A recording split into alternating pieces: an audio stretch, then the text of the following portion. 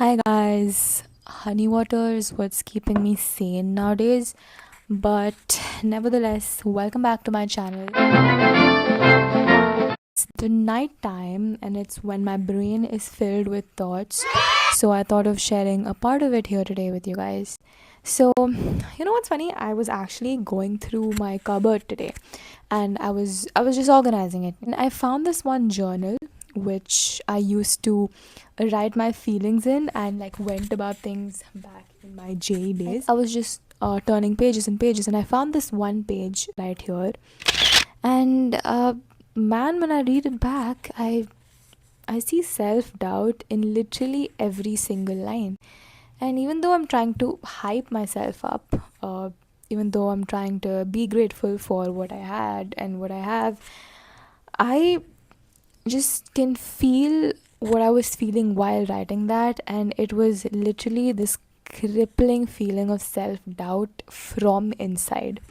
So initially, I thought I'll talk about this whole idea of self doubt and my thoughts on it. But then I thought of, what's the point of talking about something so abstract? So, what I'm going to be talking about today is something that fostered that self doubt in me, and that was numbers in JE. Your rank, your percentile, your marks, everything that becomes the definition of you for those 2 3 years. Remember when you started preparing for JE? Because I remember when I had started, I had this genuine curiosity in me to actually build something, to actually do something which would lead to a positive change in the society and in the world. Somewhere along the way, all that J became for me was that numerical aspect of it. Just the fact of how much you're able to score in those 3 hours. That was literally what I thought about all the time, and I hated it. Hated thinking about these marks being the definition of me, these marks reflecting who I am, reflecting my whole preparation, and your whole preparation boiling down to this one rank, this one percentile. It just is very sad, but can we help it? No, we can't. Absolutely. You know what? I used to question myself every single if I could change this system and make this whole concept of giving competitive exams more of how much you're understanding, more of how much you're able to apply, rather than how much your brain is functioning in those 3 hours. That is where self doubt gets its platform, because before all this, self doubt was just a feeling in your brain. You know what? I'll ignore it. I'll control it. But when it reflects, when those marks on the paper flash in front of your eyes, you just kind of start believing in what you thought about yourself. You just kind of start believing and buying the fact that, if I thought that I wasn't capable of it, my marks aren't clear evidence of it. No, it just feels sad. It just feels bad. And I have been a victim of it for the longest time. I remember I used to let those marks determine my mood for the entire week. I would just be so downcast, moody all the time, and I would just keep questioning myself that where are my efforts going? Where are those hours channeling into if I'm sitting and studying, spending so much time in understanding and literally giving my all? And after I go write that one exam and I Get the result which is not what I expected, not even in my wildest dreams. Why is it happening in that way? Like, why can I not channel my understanding to marks? Coming across this fact so many times, this is what I have realized, that it's a complicated contradiction. JEE is about marks.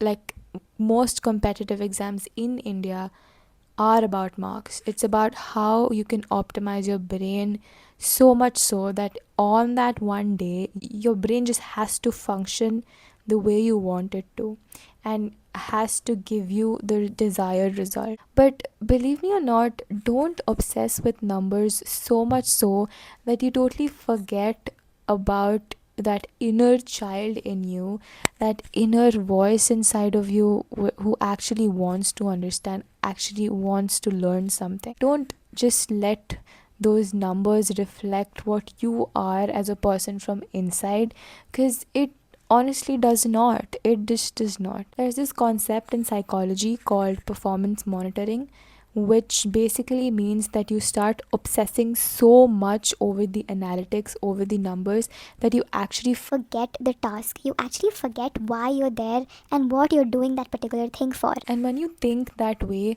your working memory gets clogged with so much anxiety that it just does not have the capability to use it for that particular problem. So here's what I Actually compiled and learned from those 2 years how to tackle the system. which is inevitable to change. You can't change it, can you? So, the first thing is to separate practice from testing. When you're studying something, when you are learning a concept, focus entirely on studying and don't think about marks. But when you are writing a test, make sure that you think about your speed, your efficiency, and everything, and don't just go super deep into that concept and like stop thinking about anything. The next one is to look at patterns, not just your score. Don't say, oh, I got 120 out of 300. That's not how it works. Look at why you're getting that over the weeks, okay?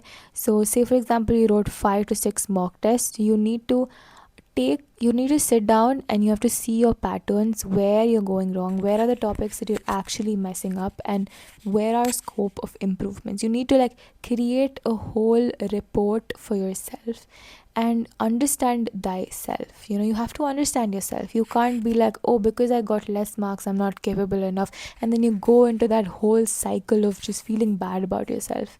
Don't do that. Just go and analyze. The last one is to decouple your self-worth with your marks. Your marks are not a scorecard of your intelligence. It doesn't define your worth. Even though you find people asking you, how much did you get? How much did you get? Did you get above 200? Did you get about 250? Just become so like resilient and just have this kind of a bubble around you that doesn't affect you anymore. Questions of people, the the doubt that they have in their minds about you, that shouldn't affect you anymore. Self doubt is something that you cannot escape, but other people's opinion you can just shut your mouth and ignore. Okay, you are not accountable to anybody else. You just have to work on yourself. So look at yourself, look at the self doubt, look at the voice inside of you, channel it to become your strength, not your weakness. So every single time that voice inside of you is like, oh, I can't do it, why, I'm not able to do it, I'm not capable, just be like, you know what, I can try. How far will I fall? Even if I fall, it's fine. I think I have the capability of getting up. Tell that to yourself every single day, and believe me, you are in for a change. So give yourself credit for showing up, for trying, for improving, even though you're at rock bottom. Whether you get 2k, 20k, or 2 lakh, you'll figure life out. There are paths forward either way. So if there is one thing that I want you guys to take from this video, is that J matters, but it's not everything. Your marks, they're not you. Take a few minutes to analyze your thoughts and don't get lost in the voice of self-doubt inside of you. Remember, it's inevitable, but it's not something you have to fight. And just calm down, everything's gonna be fine. At the end of the day, don't forget to practice self-love. I'll see you guys in my next video. Thank you so much for watching.